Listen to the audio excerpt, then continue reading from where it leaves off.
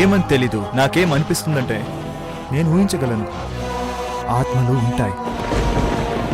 దయ్యాలు ఉన్నాయో లేదో తెలీదు, కానీ అక్కడ ఆ పాతింట్లో నా నానమ్మ సమాధి ఉంది.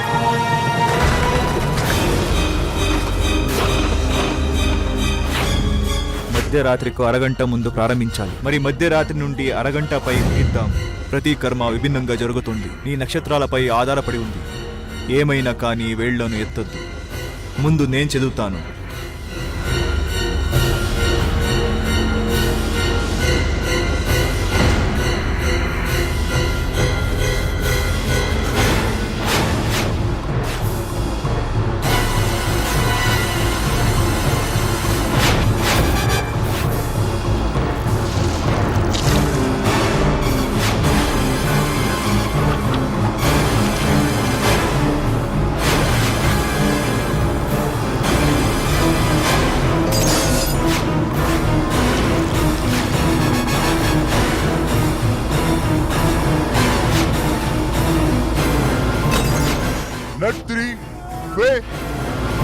ఎవరైనా నన్ను వింటున్నారా?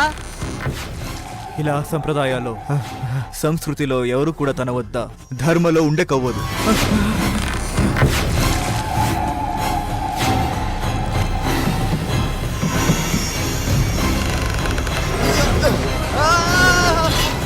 హుషారుగా చేయి నట్, భయం పడొద్దు.